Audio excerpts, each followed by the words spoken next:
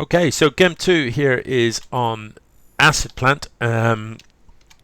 Let's get going. Xeminus in the top left here, and down in the bottom right, PapaFrankZz. Yeah, so last game, Zerg v Zerg, we didn't see a great deal of early game action, and that's very unusual for CVZ. Typically, in Zerg, it's a real test of multitasking, because Zerg and balance, really, it's knife edge balance as EVZ normally, because the game tends to come down to that balance between droning up at the same time as getting lings out to defend or harass your opponent. So it tends to be quite back and forth, end to end, with lings in each other's bases, back and forth, and it tends to be the player that multitasks and gets that balance right, so is able to progress beyond the lings first while defending his opponent's lings, but that comes out on top. But that is not really what we saw. What we saw was a reasonable variety of units from both players. But in the end, PapaFrankZz really suffered from a lack of gas. Just couldn't produce the tier 3 units that he needed to win the game. And that wasn't really through anything that his opponent did. There was a little bit of harass and stuff, but ultimately it just came down to not actually building the gas geysers and putting the workers in them. Which hopefully is something we won't see repeated this time. You do need to stay on top of your macro, especially if you have been harassed. Wasn't holding the mouse there. Especially if you have been harassed, especially if maybe your opponent has mutas or something like that and is picking off workers here and there. Okay, so the scouting overlord already on its way across the map here is probably going to have a chance to get in and look around. There's no queen in production yet, so PapaFrankZz isn't going to have anything that can shoot this overlord, so it should be able to see what is what. 2 lings out for PapaFrankZz. Xeminus has indeed finished the spawning pool and is building a couple of lings of his own and building queens. So I don't expect these lings will do anything other than have a look around, but that is all fine. The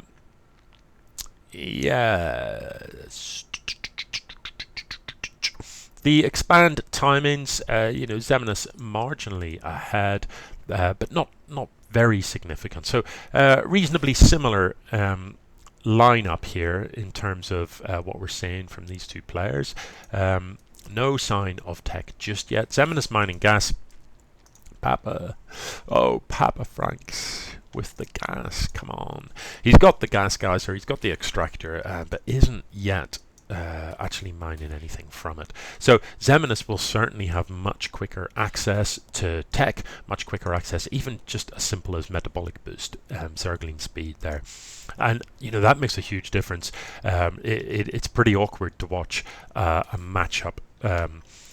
If you have a bunch of lings and it's lings versus lings, if one set of lings has speed and the others don't, it's just a whitewash. It's devastating.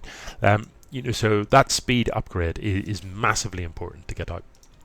Benling Nest for Xeminus, and again, as I mentioned before, very standard in early ZVZ. To get some Benlings out, you only need a few of them to defend against your opponent's lings.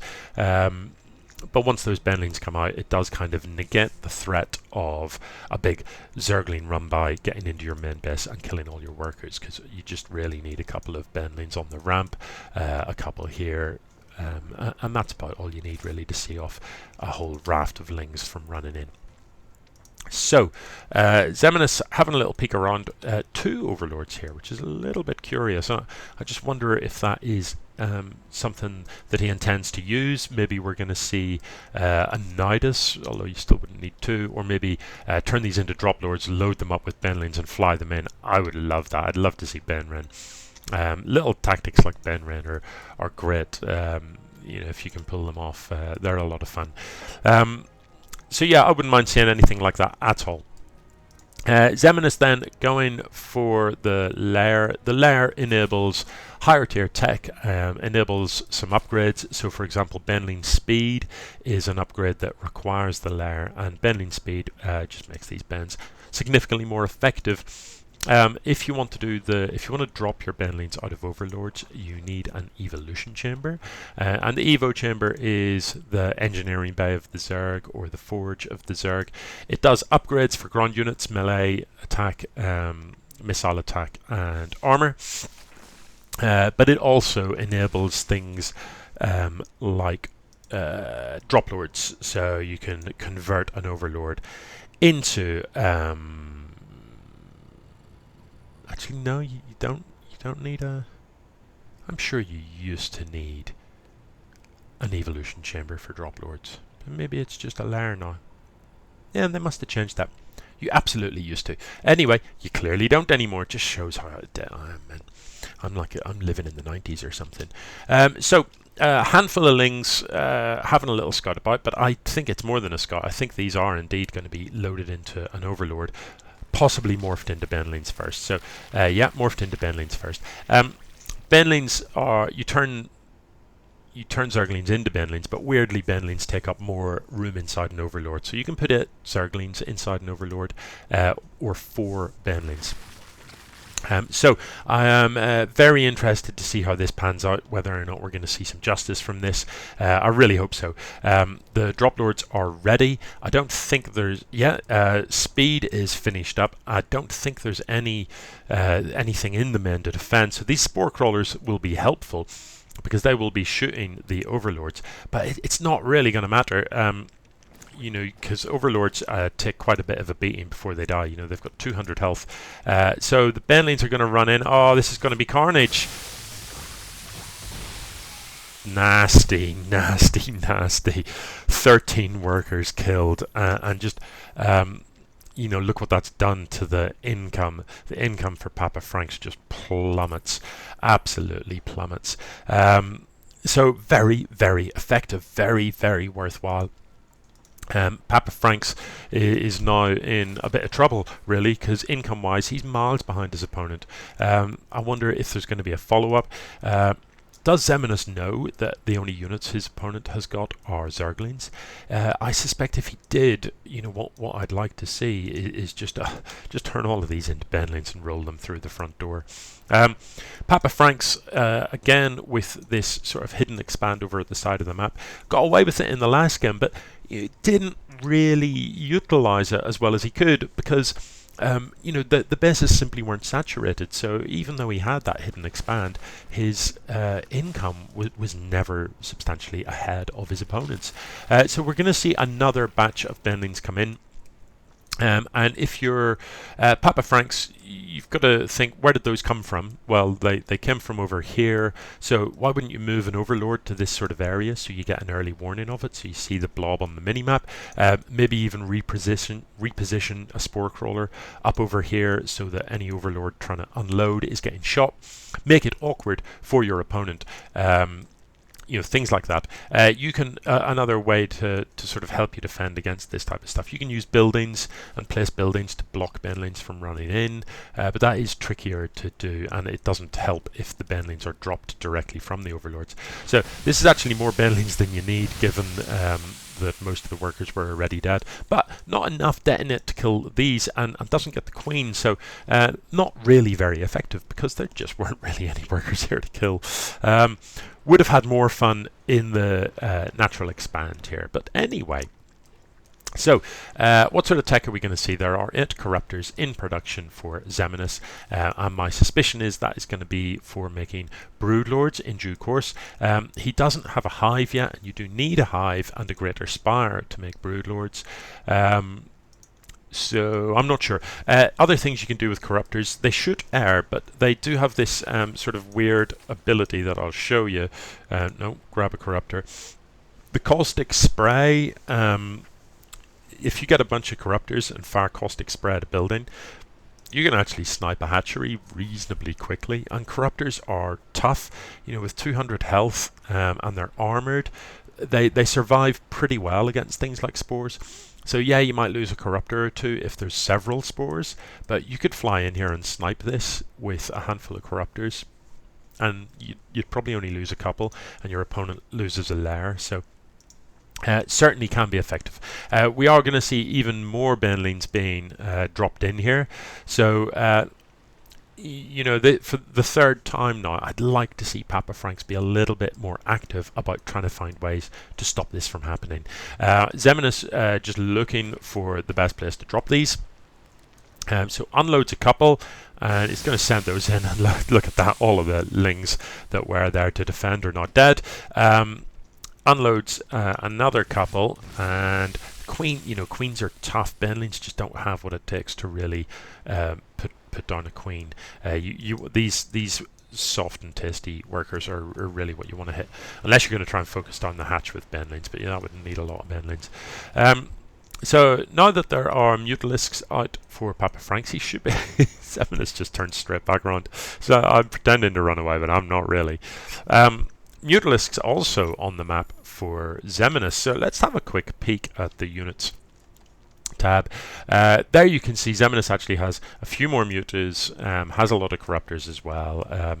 In general, if there's mutas versus mutas, if you put a few corruptors in the mix with your mutalisks, it just, this queen, how many Benlings has this queen taken to the face now? Just loads. Still alive. Yeah. Funnily enough, this queen isn't really doing anything. I mean, look, it's got absolutely maximum energy. It isn't spitting on this hatch at all. So yeah, killing it, I don't think there's really any benefit to that.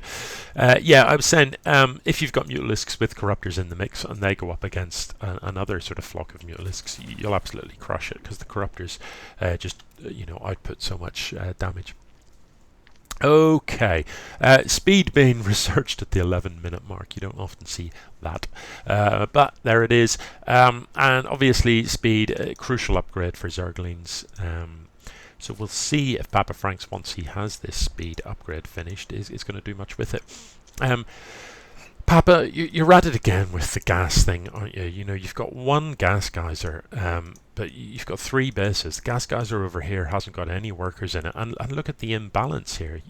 How can you possibly spend all this money when you just don't have any gas? The only thing you can build is lings. And if you're going to do that, fine. But let's see those lings in action. Let's see them out on the map doing stuff. Let's see them, trying to get something done rather than just parked at home. This queen is going to die, and the Mutalisks are going to wander about here and do a bit of this and that. PapaFrankZ's own mutas come out to have a go, but yeah, you need number advantage. In a straight up fight, I don't know really. I guess they kill each other. But parked here above these spore crawlers, the Mutalisks definitely can't come in to this area. They'll die quickly. Spore crawlers do pretty fast damage to things like Mutalisks, but there's nothing in the natural to defend. So actually the mutas just have free range. Yeah. Now then, Xeminus decides to stand and fight rather than to run. And yeah, with a bit of target firing, it looks like he's going to win this fight. Yeah, you see, that little bit of micro has allowed Xeminus to win there. One of the things he did that you could see happening was, as the mutants were fighting, the one that was weakened, he just pulled it back. Once it stops attacking the others, their AI stops shooting at it. So, that's kind of a really simple and very easy to do bit of micro. You let them fight, and you watch the colors change down on the bottom here, and you just click the one that's damaged. You just right click on the map, pull it back, and then attack again so that it re-engages, but your opponent has now refocused. So in terms of units, there's a vast number of Zerglings on this map, but none of them are really doing anything. I find that a bit odd. The benefit, the thing about Zerglings is they're astonishingly fast. They're very, very quick units, so you want them running about the map just causing havoc, causing your opponent problems. There's 4 grand in the bank for PapaFrankZz and only 100 gas. So he can only afford a single Mutalisk despite that enormous mineral bank, but still isn't building any gas geysers. PapaFrankZz, please mine some gas, please make it happen. So the Corruptors are going to come in. Are we going to see the caustic spray? We are, but you need to get them all working on it. So once they get going, the amount of damage ramps up after a while. Yeah, I wouldn't have cancelled that. I would have just you know, because once it's up and running, it's the hatchery's health starts to go down really, really quickly once you've got them all into the sort of second phase of this. So after 4.3 seconds, 35 damage per second, you know, so there's 8 of them. 8 times 35 damage per second. That kills a hatchery in 4 seconds, doesn't it? Dead. Yeah, so I wouldn't have cancelled that. I would have just let them continue. Yeah, for real. So, PapaFrankZz is supply blocked, and that isn't about to change. These corruptors can pick off all the overlords and basically go uncontested. So he needs to do something about that. Get more overlords building would be the first thing you can do, because there aren't any in production. Overlords don't cost you any gas, so PapaFrankZz, you desperately need to build a bunch of overlords. Build them at this hatchery, keep them here near the spore crawlers, where they're safe from these, and you should be okay. So yeah, a whole bunch now, 8 broodlords in production is probably going to end this game. A whole raft more corruptors coming as well. The thing about broodlords is they don't shoot air, so they're very, very easy to pick off if you've got your own corruptors or mutalisks. So, you know, luckily they spawn from corruptors, so it's pretty normal to have a bunch of corruptors with them. In combination, a fleet like this of some broodlords and corruptors is just very, very hard to take on with anything, really. You know, if I was trying to fight this, I would want either my own raft of corruptors, I'd want some infestors, and those types of things to try and tackle this, because otherwise you're going to have a very, very hard time. So you see, like the broodlings come out, and it's not just going to be a continuum of broodlings come out. You can't get near the broodlords themselves because the broodlings will all get in your way. You can't fight them with anything in the air because of this horde of corruptors, and this is going to end the game fairly quickly. The caustic spray goes down in the hatchery, and you can see how rapidly that does end that hatchery and the lair there. So yeah, this is going to be GG. There is now, you know, the production facilities and stuff in the men have gone. So PapaFrankZz doesn't have a spawning pool anymore, and since he's only got 400 gas, he can't really be building mutas or roaches to deal with what his opponent is going to come at him with. Yeah, so it is going to be GG. Okay, yes, very nice indeed. So yeah, much less cheesy games than we've seen in the tournament, and that's kind of nice.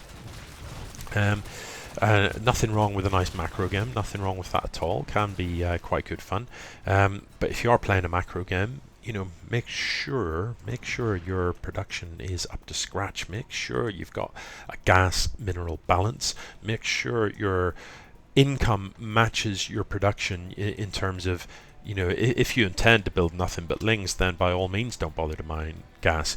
But you know, what's the point in dropping a spire to build things like mutalisks and corruptors when you're never going to be able to afford them because you don't have any gas income? So Xeminus now searching around on the map to try and find his opponent's base. Having cleaned out where his opponent started, he must be thinking this corner is looking likely. So we'll see the corruptors arrive first, being that bit faster. We'll see the broodlords come in. I suspect there will be another caustic spray onto the hatchery, and the broodlords will deal with everything pretty effectively. And that will end the game. So, you know, look, there was another spire parked over here, but you don't have the gas, do you? You just don't have the gas. And that's it. GG.